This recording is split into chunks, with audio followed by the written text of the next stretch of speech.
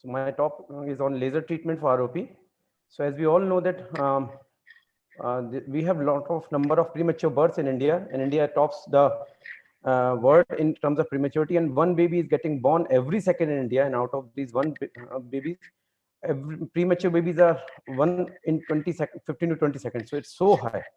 The birth of premature babies is quite high. This is a slide showing the 1 second that India tops the prematurity in all over the world. And we all know that incidence of ROP is 20 to 50%, and incidence of high risk or treatable ROP, or the ROP which is getting worse, is 10 to 25%. It means 1 out of 10 premature babies are getting blind if we don't treat on time, and 1 out of 820 babies will go blind only and only if we give timely and good treatment to these all premature babies. So timely treatment has importance. So 50% of stage 3 plus ROP also regress spontaneously. So we have to be very rigorous in early examination, timely examination and timely treatment. And most of the babies can regress spontaneously, but all high risk has to be taken care of very well. ICROP has given very good classification in terms of stage, zone, and clock hours. So there are 3 landmark trials which we all are following. Cryo-ROP is nowadays not been followed. It shows importance of cryotherapy.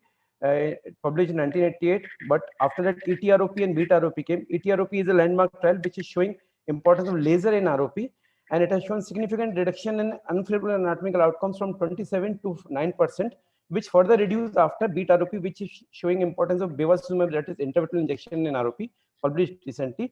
And most of us are following ETROP and beta-ROP both. So ETROP is the landmark trial which has actually shown us the importance of type 1 and type 2 ROP. That importance is because type 1 ROP is a high risk pre-threshold ROP and needs urgent treatment, while type 2 ROP parameters is a low risk pre-threshold ROP and just need observation.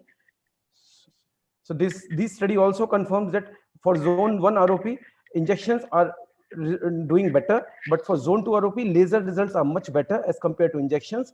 So both have importance, but laser, if we give in zone 2 ROP alone, it can give us very good results. Zone 1 is yes a matter of difference. All these study has also shown that laser has some footfalls, like it can result in reduction in peripheral field effect, and can also induce in high myopia after the laser in long-term follow-up of these babies. Anti-VEGF injection though has some adverse events like vitreous and peritoneal hemorrhage and transient vesicular shielding and all those problems, but still laser is a gold standard treatment and is being followed as a gold standard treatment by most of us. Though some of them prefer anti-VEGF followed by rescue laser after 2 to 3 weeks, especially in cases with zone 1 or half zone ROP or APROP, just to rescue the zone 1, then following the laser after the zone 1 is vascularized. So this is a very good article published by our great mentors of ROP. So Badra ma'am is among us right now.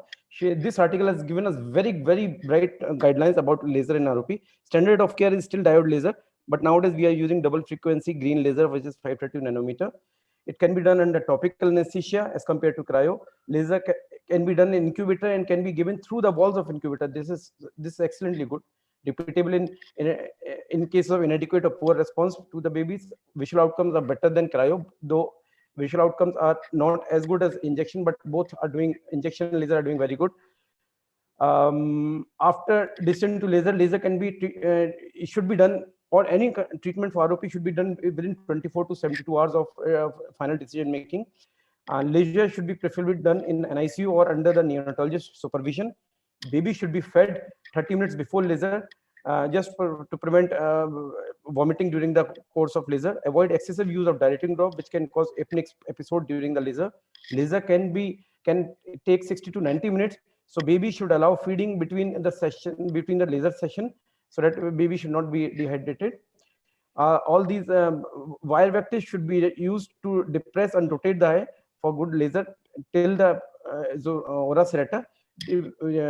Eye should not be depressed too hard, because it can cause result in intraocular hemorrhage and corneal edema, which can create problem for visualization during the laser.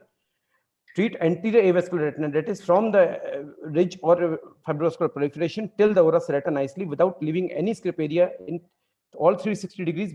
Try to give laser in both the eyes together. one single session can take 3000 to 4000 spots in single eye in all these avascular areas of retina. Treat all easily accessible areas first, then go to difficult areas. What I prefer is treating the temporal half of one eye and nasal half of other eye, and then rotating the baby upside down and treating the nasal half of other eye and temporal half of other eye, so that the baby is also comfortable. I am also comfortable. Laser is also in the same position without disturbing machine. Also, baby can be treated very easily. So the view angle should be straight. The lens should coincide, and for good viewing and good laser marks. The ora serrata in infants is much anterior as compared to adults. It is 1 millimeter beyond the limbus. So during depression, one should keep in mind what area to depress. And cornea should be kept hydrated regularly and avoid confluent burns. Give near confluent burns to avoid overcharring of the avascular retina. Check all areas from untreated. Check all areas at the end of the treatment. None of the areas should left untreated. After the laser, hand over the child over to the parents, and you have to advise steroids for 1 week after the laser to avoid to reduce post laser inflammation. And you should advise parents on an ICU staff not to feed the baby for 15, 20 or 30 minutes after the laser, just because baby is exhausted. And all signs of plus Ds must regress completely before discontinuing the treatment of laser in multiple session or at the end of your follow-up. So this is how we have to screen with indirect, and laser has to be given in the NICU. This is an example on the left showing this is a avascular retina. You can see the ridge and the whole avascular retina with plus disease. And this is how you have to give near confluent burn in all these avascular retina from the ridge till the ora serrata nicely. If you give laser nicely, this kind of aggressive APROP can also give extremely good results with single sitting laser. So, madam, this article has also shown the signs of regression of ROP, which is also important. And good media clarity, good pupil dilatation, all NV should regress, and all vessels, retina should vascularize till the edge. This is an example showing zone hybrid ROP in zone 1 ROP with ridge in the near the fovea and right eye and left eye, given anti-VEGF, then recurrence after 2 to 3 weeks, then laser treatment given. Another example with the zone 2 ROP, basically you can see ridge in zone 2 with the plus disease, and laser was given alone, and the laser has given very good results. So to conclude, premature infant is not born with ROP. ROP worsening has a very small window of 7 to 10 days, so you have to be very, very cautious. Early timely treatment is the key, and laser is still the gold standard treatment. Though for zone 1 ROP or APROP, you can give injections followed by laser. This is an example. How can you save eye in after 6 months with very good results after timely treatment in ROP?